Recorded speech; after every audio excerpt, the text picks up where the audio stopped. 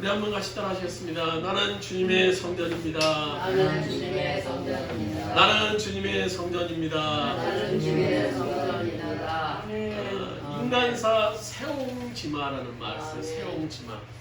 세옹지마가 한자에 세라는 말은 노인, 변방을 얘기하는 것이고요. 옹이라는 것은 노인을 얘기하는 거예요. 그 지는 뭐 이제 조사에서 뭐 의예 할 때고 마는 말할 때 마. 그러니까 변방의 노인의 말, 변방 노인의 말이라는 그런 의미를 가지고 있는데요. 이 세옹지마라는 얘기가 어떻게 시작되는가 하면 북방의 국경 근방에서 점을 치는 노인이 살고 있었어요. 근데 그가 아주 아끼는 말이 하나가 있었는데 하루는 그 기르는 그 아끼는 말이 그만 없어진 거예요. 그래서 어디 갔나 찾아보니까 안타깝게도 그 경계선을 넘어서 오랑캐 쪽으로 오랑캐 마을이 살고 있는 곳으로 이제 도망쳐 버린 거예요. 국경을 넘어서.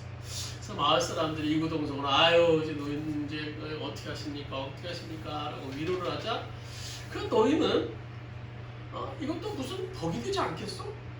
복이 되지 않겠어? 하면서 전혀 낙심하지 않는 거예요. 몇 달의 뜻밖의 도망갔던 말이 다시 들어오는 거예요. 근데 혼자 들어오는 것이 아니라 아주 명마처럼 보이는 훌륭한 말 한 마리를 또 같이 끌고 들어오는 거예요. 그래서 마을 사람들이 야 정말 노인의 말대로 됐네요. 노인 참 기쁘시겠어. 이렇게 하자 이 노인이 또 얘기를 하는 거야. 또 무슨 화가 됐는지 뭐 알겠어? 노인이 좀도 기뻐하지 않았어요. 근데 집에 좋은 말이 생기자 그 노인의 자녀, 말타기를 되게 좋아하는 자녀가 그 말을 타고 이제 밖으로 돌아다니게 됐어요. 그 달리다가 그만 말에서 떨어졌는데 이게 보통 다친 것이 아니라 한쪽 다리가 완전히 부러져서 불구가 되어버리고 말았습니다. 동네 사람들이 또 난리가 났어요. 아유 이제 아들이 불구가 됐으니까 어떻게 살겠어? 어떻게 되겠어? 하겠어? 그러니까 위로하자 또 노인이 얘기해. 그것이 혹시 복이 될는지 누가 알겠어? 태양은 표적은 됐습니다. 그런 뒤 1년 후에 오랑캐들이 그 나라에 쳐들어오게 됐습니다. 그래서 장정들을 다 동네 장정들을 다 모아서 이제 전쟁터로 보내게 됐습니다. 그런데 이 아들만 불구라서 전쟁터에 나가지 않았어요. 근데 마침 전쟁터에 나갔던 군사들, 그 마을 군사 장정들은 거의 다 죽거나 대부분 죽거나 뭐 돌아와서도 기어다닐 정도로 중상의 상태로 돌아오게 됐습니다. 그러니까 이 동네에서 이 노인의 아들만 불구이지만 제일 멀쩡하게 살 수 있었다고 합니다. 그로 사람들은 살아가면서 겪는 모든 일, 뭐 좋은 일이든 슬픈 일이든 돌기 때문에 어떤 일 가운데서도 낙심하지 않고 또 뭐 기쁨도 또 좌지하고 그래서 세옹지마라는 말을 사용하기 시작했다고 합니다. 그렇습니다. 인간사 세옹지마입니다. 인간사 세옹지마. 지금 혹시 어려움 중에 처하신 분 계시다면 너무 슬퍼하지 마시기 바랍니다. 그 불행이 변해서 반드시 복이 될 것이기 때문에 전화위복이 하나님, 하나님은 전화위복이 하나님이에요. 오늘 본문에 나오는 이 다윗의 이야기도요. 말년에 다윗이 이로 말해서는 재앙을 경험하게 되지만 오히려 그 사건을 계기로 다윗이 하나님을 만나게 되고 더욱더 하나님의 이 큰 복 안에 머물게 되는 것을 우리가 볼 수 있어요. 오늘 본문에 보시면 다윗이 말년에 이제 범죄를 저지르게 됩니다. 그 범죄가 얼마나 컸는지 국가적으로 큰 재앙이 일게 돼요. 무려 7만 명이라는 엄청난 숫자가 백성들이 죽게 됩니다.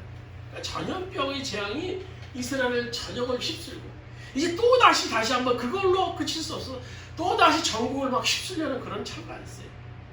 근데 다윗 왕이 도대체 어떤 범죄를 저질렀기에 이렇게 끔찍한 일을 당하는 것인가? 이 다윗이 경험한 불행한 사건을 우리가 한번 보시겠습니다.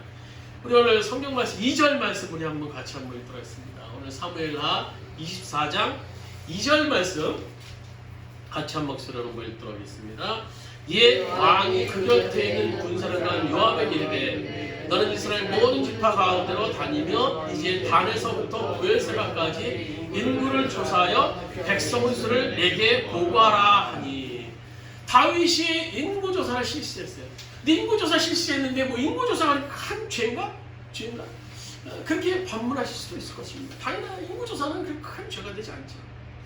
사실 다윗왕 이전에도 출애굽기나 민수기서에 보시면요, 이스라엘 백성이 인구조사한 그런 기록이 있는 것을 볼 수 있어요. 그런데 유독 지금 이 다윗의 인구조사만 하나님께서 문제 삼으시는 이유가 뭔가 하는 거예요. 하나님께서 단순히 인구조사를 문제 삼으시는 것이 아니죠. 오늘 문제는 다윗이 행한 인구조사가 단순한 인구조사가 아니었다는 거예요. 이전에 이스라엘에 행했던 인구조사 방법은요, 제사장들에 의해서 행해졌어요. 그래서 백성들이 그것에 대해서 너무나 감사해서 하나님께서 우리를 인도하셔서 이렇게 성장시키고 이렇게 만드셨구나 감사해서 백성들이 스스로 속전이라는 것을, 감사의 예물을 하나님께 고백하는 의미로 드리기도 했습니다. 근데 오늘 지금 기록을 볼 때 오늘 이 다윗이 행한 인구조사는 다른 의미가 있어요. 오늘 그 방법부터 차이가 나죠. 2절에 보면요, 우리 2절에 보면 다윗이 인구조사할 때 군사령관 요압에게 지시를 했어요. 군사령관 요압. 군사령관을 시켜서 인구조사를 실시했다는 것은 군사력 강화나 또는 왕권 강화를 위한 다윗의 어떤 교만함이 그것에 숨겨져 있었다는 거예요. 이런 사실을 10절에 다윗이 후에 이제 고백하는 것을, 회개 기도를 하는 것을 통해서도 더 잘 나타나는데요. 하나님께서는 다윗이 이런 의도를 정확히 알고 계셨어요. 물론 다윗이 임기하는 동안에요, 이스라엘 왕국이 굉장히 확장을 했어요. 막 주변에 이스라엘에 견줄 만한 그런 나라가 없을 정도로. 다윗 초기에는요, 미미한 군사력이었습니다. 그러나 지금은요, 이름 알을 수 없는 군사 강국으로 이스라엘이 우뚝 서게 됐습니다. 오늘 9절에 보면요, 출애굽 당시보다 병력의 수가 배나 증가한 것을 우리가 볼 수 있어요. 그러니까 이런 다윗은 강대해진 왕국에 은근히 자랑하고 싶어요. 또 굳건히 세우고 싶은 그런 마음이 들기 시작했던 겁니다. 오늘 우리도 그렇지 않을까요? 오늘 우리가 이런 공적들에 대해서 은근히 은근히 세워보고 싶은 마음. 가정에서 내가 이만큼 노력해서 이 가정을 이렇게 이뤘어. 내가 이 가정이 시집 올 때는, 내가 이 가정을 이룰 때는 정말 먹을 것도 없어서 끼니를 굶어갔는데 내가 이렇게 노력해서 가난한 우리 그 가정이 벗어나서 이만큼 먹고 살게 됐어. 가정에서 자기 공적을 자랑합니다. 또 일터에서는 내가 이만큼 노력해서 이 일터를 지금 이만큼 이뤄놨어. 내가 대단한 사람이야. 교회에서는요, 내가 이 교회 어려울 때 내가 어떻게 했는데, 어떻게 내가 이 교회 창립 멤버인데, 내가 이 교회 어려울 때 어떻게 내가 이 교회 시작했는데 부흥시켜 내가 이만큼 부흥시켜 놓았어. 요즘 시대적 경향성을 볼 때 이렇게 자신이 한 일을 자랑하고 싶어하고 확인하고 싶어하는 그런 유혹은 참 견디기 어려운 것 같아요. 요즘에는 자기 한 걸 막 자랑하는 그런 아주 독특한 세대인 것 같아요. 마태복음 20장에 보시면 먼저 온 일꾼들이 과거가 뭡니까? 포도원에서 자신들이 먼저 일했다고 늦게 와서 일한 일꾼들과 동일한 그런 임금을 주는 그런 주인에게 막 소리치지 않습니까? 나는 저 사람보다 먼저 왔는데 왜 우리는 더 많은 자격이 있는데 왜 우리는 이것밖에 안 주는 거야? 왜 저 사람하고 늦게 와서 나오고 왜 동일하게 주는 거야? 오늘 마태복음 20장 10절에 그 사실을 쭉 기억하고 있어요. 주인이신 그 주인의 은혜에 망각한 사람, 하나님의 은혜에 망각한 사람은 그런 말을 할 수 있어요. 오늘 먼저 온 일꾼들, 이 일꾼들 시작은 무엇이었습니까? 놀고 있었던 사람들이, 주인이 부르지 않았다면요, 오늘 때거리, 이 식사, 밥 먹을 것도 채울 수 없었던 그런 사람들이 모습이었어요. 오늘 우리도 마찬가지예요. 주님이 부르시지 않았다면요, 영원한 지옥으로 떨어질 수밖에 없는 존재들이에요. 지금 주님이 우리를 부르시지 않으셨다면요, 우리 삶이 지금 얼마나 불평과 원망 속에 삶을 살 수 있게 되었겠습니까? 그러나 오늘 주님의 은혜 속에 우리를 부르시고 이 자리에 서게 했다는 것, 하나님의 은혜에 대해서 그래서 우리가 망각한다면요, 내 주변의 모든 것은 내가 이루는 것처럼 생각할 수 있어요. 내가 이만큼 키웠다. 내 자식 내가 이만큼 키웠다. 내가 교회도 내가 이만큼 키웠다. 응? 그래서 하나님이 지금까지 인도하셨다라고 말을 하면서 교회를 자기 것처럼 사용합니다.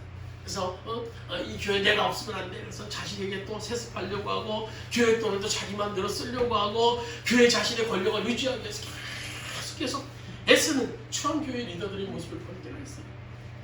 우리가 시편에 많은 내용들을 보면요, 다윗의 고백이 다윗의 고백. 그 고백을 철저히 보면요, 지금까지 다윗이 걸어왔던 모든 길들이 하나님 은혜라는 고백이에요. 하나님께서 이렇게 인도하셔서, 하나님께서 나의 산성이 되시고 나의 요새가 되셔서 나를 육가시 인도하셨어, 나를 지켜주셨어. 하나님의 자비에 대한 고백이에요. 그러나 노년이 된 지금 이 다윗은요, 자기의 왕국이, 하나님이 이루신 그 왕국이 자기의 업적인 것처럼 더욱더 강화하려고 하고 자랑하고 싶은 그 유혹을 오늘 다윗은 뿌리칠 수 없었어요. 하나님께서 이런 다윗의 숨겨져 있는 동기인 교만을 보셨던 거예요.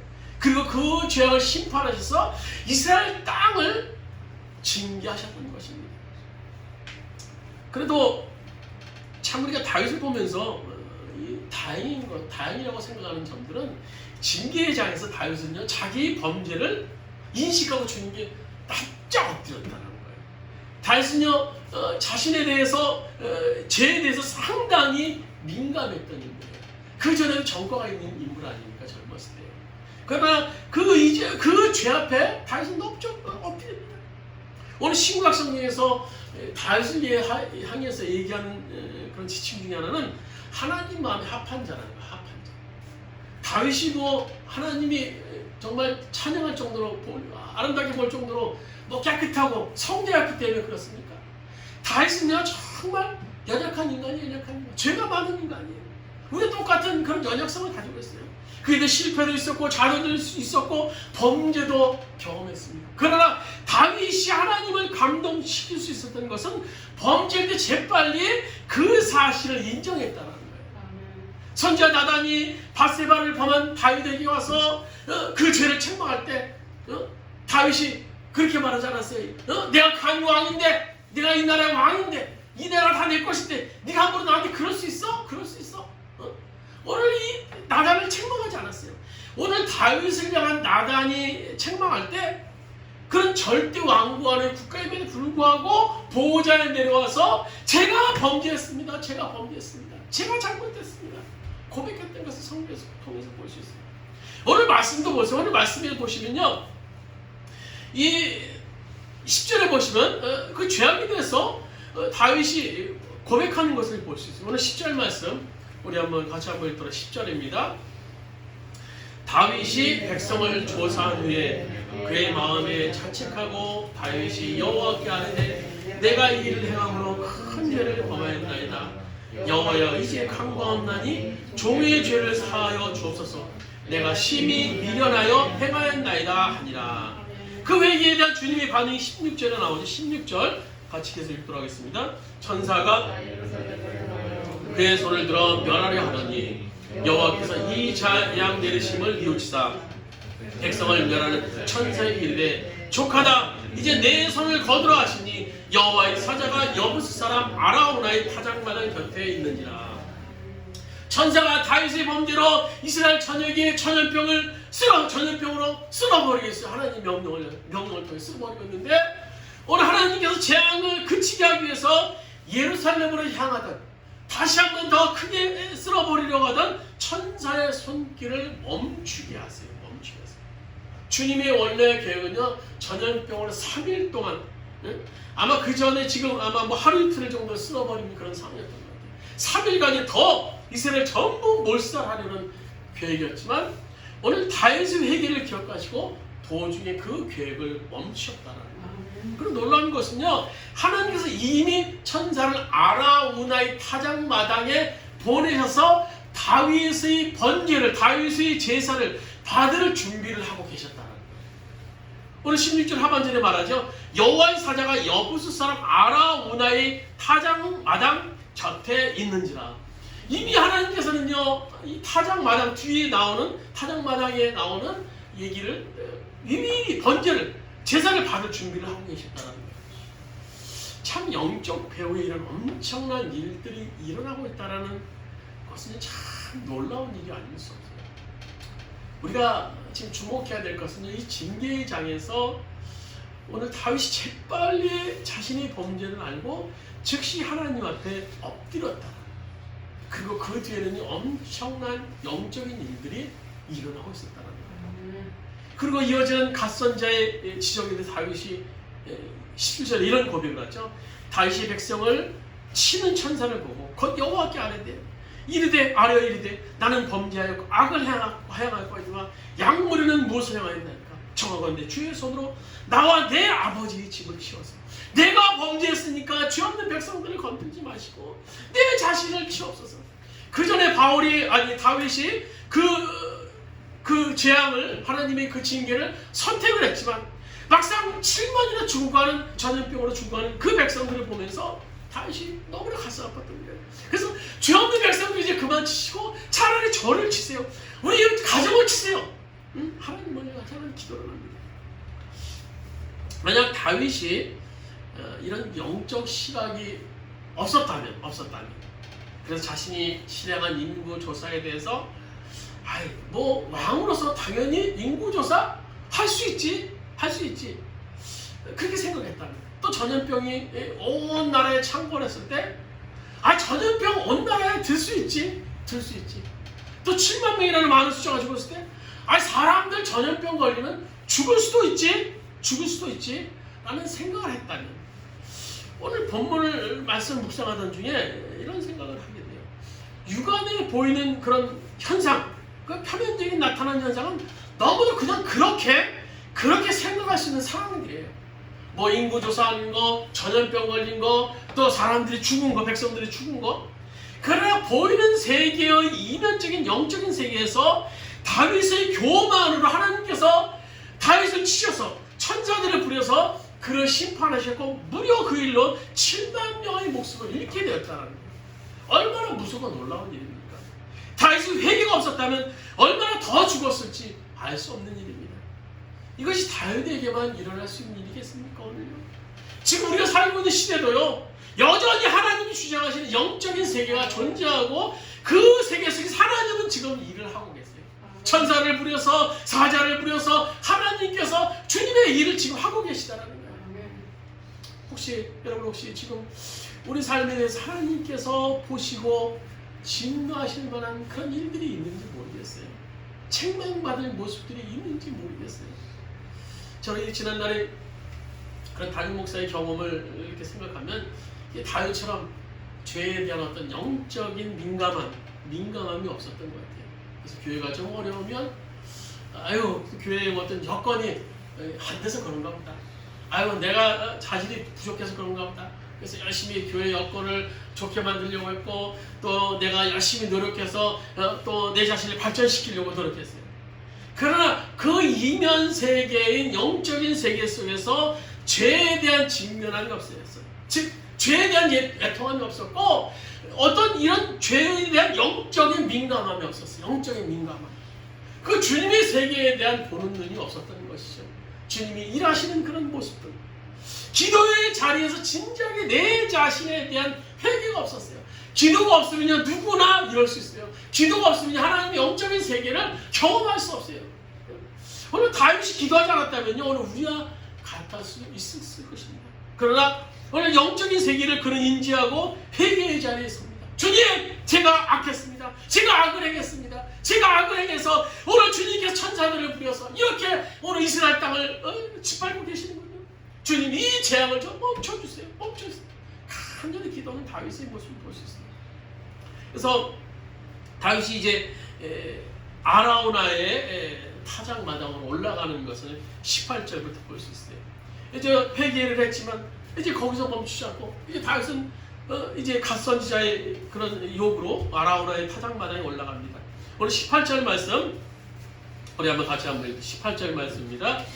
이날에 갓이 다윗에게 이르되 올라가서 여부스 사람 아라우나의 타작마당에서 여호와를 위하여 제단을 쌓으소서 하매. 갓 선지자가 다윗에게 이제 회개의 의미로 하나님을 위해서 이제 좀 단을 쌓으세요. 이제 올라가세요.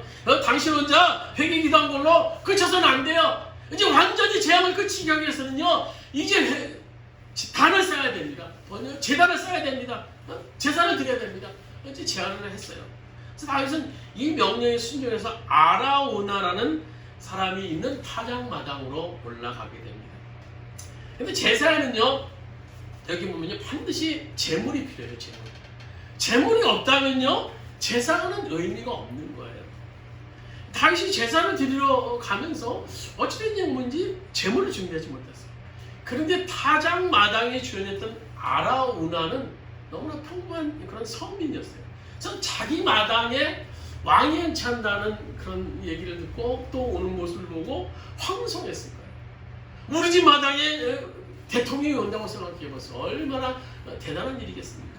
그래서 20절에 보시면 그가 이제 아라우나가 이제 왕과 그 부하들이 이제 왕의 부하들이 쫙 건너옴을 보고 왕 앞에 막 땅에 얼굴을 대고 막 절을 합니다.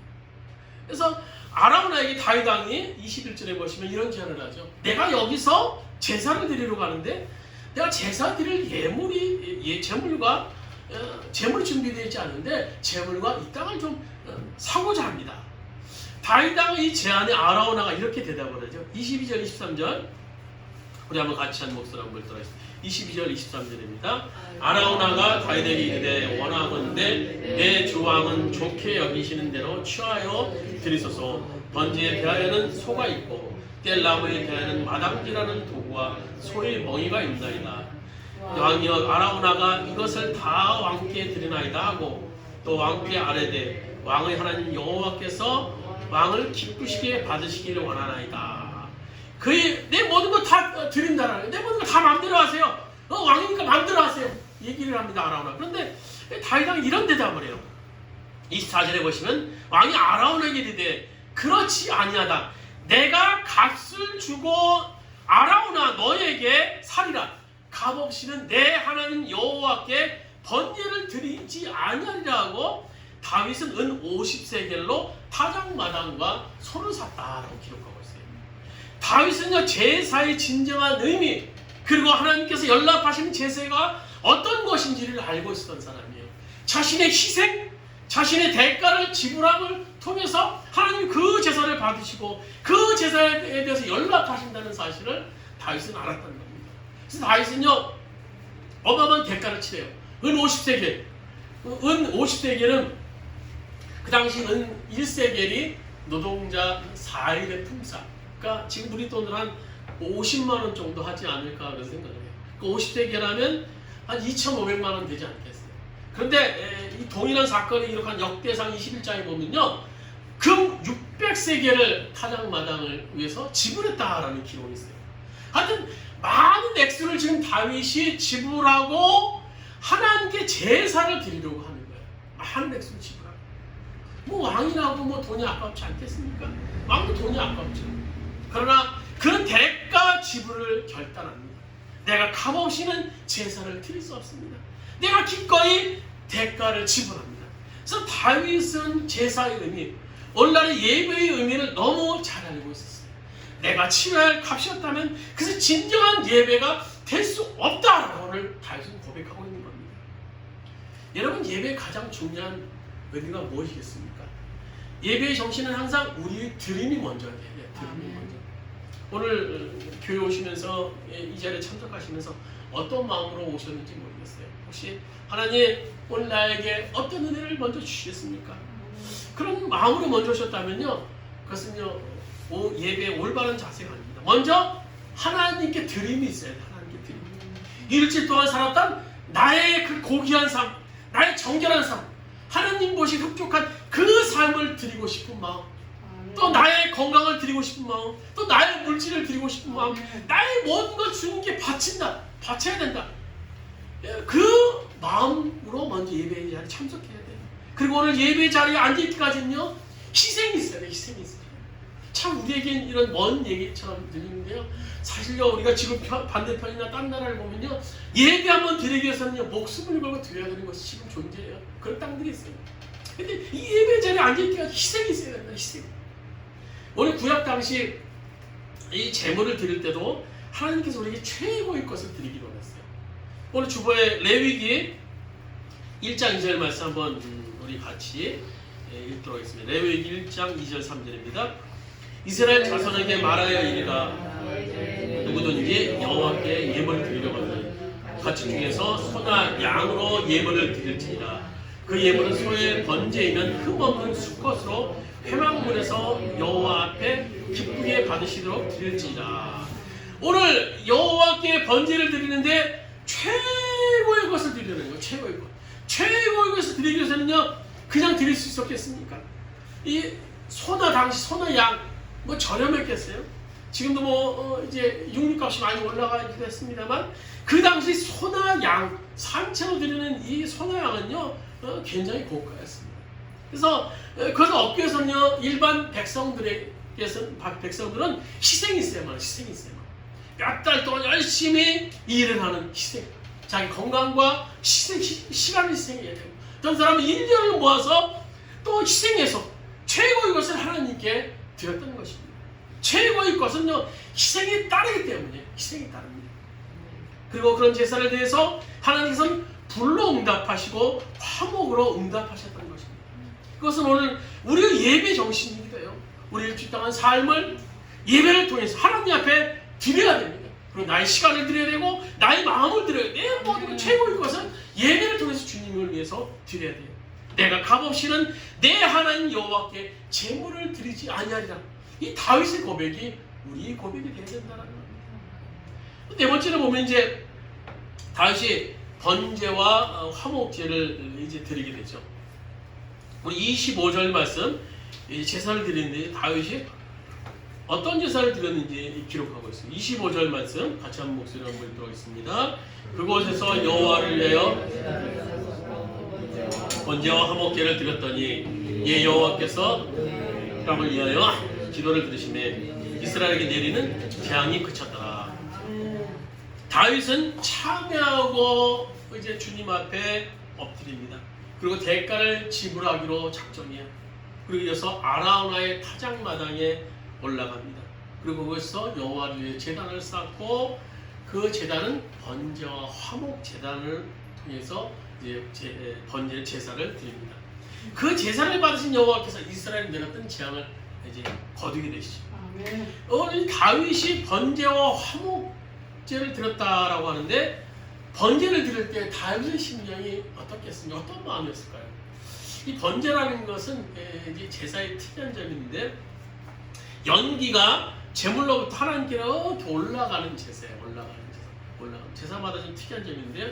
그러기 위해서 다른 제사와 달리 제물이 제가 될 때까지 완전히 다 태워버려야 돼요.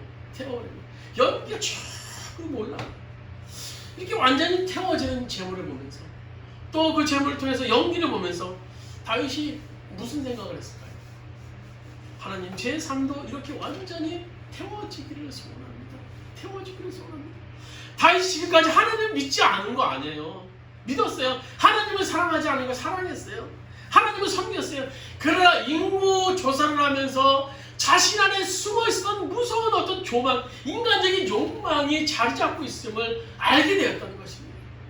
이제 번제를 드리면서 하나님 앞에서 완전히 자기 자신이 태워지기를 원합니다. 번제의 이 제물처럼 저도 완전히 태워주세요. 제가 아직도 제 안에 살아있습니다. 제 안에 내가 살아있어서 내 욕망이 살아있고 내 화가 살아있고 내 분노가 살아있습니다. 그러나 이 제물처럼 저도 완전히 바싹 태워주세요. 아마 이 다윗이 그런 심정으로 번제의 예물을 드렸을 거예요. 또 화목제를 드릴 때 이 다윗의 심정이 이 번제를 드릴 때 심정을 같지 않았겠어요. 화목제는 문자 그대로 화목해 하는 제사, 하나님과 화목을 기원하는 의미로 제물을 드리면서 제물의 피를 제단의 사면에 막 뿌리는 그런 제사 방법입니다. 번제한 다윗에게 하나님은 잠시 진노하셔서 등을 돌리셨어요. 그런 상황에서 가장 중요한 것은 하나님과 화목하는 거예요. 무엇보다 선행되어야 되는 거죠. 하나님과 화목하기 위해서 내 자신이 죽어야 돼요. 내 자신이 살아있으면요 하나님과 화목할 수가 없습니다. 제사장이 제단에 이 사면에 피를 뿌릴 때 뿌려진 그 피를 보고 오늘 다윗이 무엇을 연상했겠습니까? 죽음을 연상했을까요? 죽음. 피는 곧 죽음을 상징합니다. 그때 다윗이 이런 생각을 하지 않았겠습니까? 주님, 나 다윗은 죽었습니다. 저 재물이 죽어져서 피가 뿌려지는 것처럼 내가 오늘 죽었습니다. 내가 죽어졌습니다. 번제를 통해서 내 자신 완전히 다 죽게 되었습니다. 이전에 다윗이 살아있었기에 하나님과 깊은 교제가 불가능했어요. 하나님과의 깊은 교제 속에 들어가려고 하면 그 안에 살아있던 자아가 움직였습니다. 그러나 화목제를 통해서 자신의 죽음을 다시 한번 연상했습니다. 저 재물이 태워지는 것, 저 재물을 통해서 피가 뿌려지는 그 모습을 보면서 주님, 저는 죽었습니다. 하나님께서 그의 화목제를 연락하시고 오늘 백성들과의 화목을 선포하세요.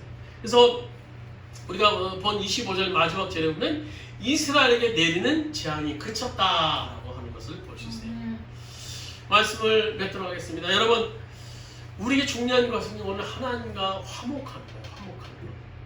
그래서 지금 여러분 하나님과 화목하십니까? 화목하세요? 아무리 우리가 억만금을 가지고 있더라도 하나님과 화목하지 않으면 소용이 없습니다. 그러나 내가 지금 아무것도 가진 것이 없다 할지라도 하나님과 화목하다면 아무 문제 없을 수 있어요. 하나님께서 원수된 우리와의 화목을 위해서 하나님 엄청난 대가를 치르지 않으셨습니까? 자신의 독생자 외아들을 우리와 화목하기 위해서, 우리가 끊어진 그 다리를 연결하기 위해서, 우리의 죄를 대신하기 위해서, 우리가 화목하기 위해서 독생성자 아들 이 땅에 우리를 위해서 보내시고 십자가 형벌로 죽게 하시지 않으셨습니까? 엄청난 대가를 하나님은 우리와 화목하게 위해서 치르셨습니다. 다윗 역시 하나님과 화목하기 위해서 큰 대가를 치렀습니다. 우리 역시 하나님과 화목하기 위해서 대가를 지불해야 돼요. 그것은요, 주님 앞에 사생결단하는 우리의 기도의 희생이 있어야 됩니다. 기도의 희생이 있어야 돼요. 또 나의 최고의 것을 주님께 드리는 드림의 희생이 있어야 됩니다. 또 주님의 교회를 위해서 헌신하는 헌신의 희생이 있어야 됩니다. 이런 대가 지불을 통해서 그 주님의 희생의 자리에 설 때 주님께서는 우리들 가운데 화목을 함께 주시는 거예요. 다윗이 오늘 아라우나의 타작 마당에서 대가를 지불함으로 재앙이 그쳤던 것처럼 우리도 먼저 주님께 대가 지불을 통해서 주님과의 화목의 자리에 설 수 있는 오늘 우리 모두가 되기를 주님의 이름으로 축원드립니다. 우리 말씀을 생각하시면서 잠시 합심해서 한번 우리 기도 드리시겠습니다. 주님, 우리 가운데 함께하여 주시옵소서. 우리 가운데 주님 화목을 함께해 주시옵소서. 우리 가정에 내 자신에게 화목을 함께해 주시옵소서. 내가 기도의 자리에서 일어납니다. 내가 말씀을 듣는 자리에서 일어납니다. 내가 먼저 주님 앞에 온전한 것을 드리는 자가 되기를 원합니다. 내 헌신을 주님 앞에 드리기를 원합니다. 희생의 대가를 지불하겠습니다. 주님, 우리 가정에 오늘 우리에게 화목하게 해주시옵소서. 우리 주여 한번 크게 합심해서 통성으로 기도드리시겠습니다. 주여, 아버지 하나님 희생을 아버지 통해서 아버지 우리가 주님의 화목의 자리에 서기 원합니다. 아버지 다윗이 아버지 주님 앞에 큰 죄악을 짓고 아버지 주님 앞에 앞으로 회개하면서 번제를 드렸다는 것을 보게 됩니다. 아버지가 대가를 지불하기로 결정했다는 것을 보게 됩니다. 우리가 주님 앞에 화목의 자리에 서시는 우리 모든 성도들 될 수 있도록 인도하여 주시옵소서. 아버지 영적인 세계 속에 주님을 이루고 계십니다. 영적인 세계 속에 판단하고 계시지 않은지 모르겠습니다. 아버지 그 세계 속에 주님을 바라볼 수 있도록 아버지 인도하여 주시옵소서. 여전히 일하고 계십니다. 하나님, 아버지 여전히 일하고 계시는 그 하나님 앞에 우리가 설 수 있도록 주님 인도하여 주시옵소서. 화목의 자리에 설 수 있는 우리들이 될 수 있도록 주님 인도하여 주시옵소서. 화목케 하여 주시옵소서. 주님 우리를 화목케 하여 주시옵소서. 우리를 붙잡아 주셨어. 우리를 제물이 될 수 있도록 인도하여 주시옵소서. 우리 자신이 제물이 될 수 있도록 인도하여 주시옵소서. 우리가 제물이 될 수 있도록 인도하여 주시옵소서. 아버지 주님이 우리 가정 속에서 우리 삶 속에서 화목이 아버지 그들 될 수 있도록 주의 인도하시고 역사하여 주시옵소서. 아버지 붙들어 주시옵소서. 여호와여, 아버지 충만함으로 아버지 우리가 함께 하심을 경험할 수 있는 시간 될 수 있도록 아버지 인도하시고 역사하여 가시기를 기도합니다. 주님 아버지 인도하여 주시옵소서. 아버지 보호하여 주시옵소서. 아버지 충만함으로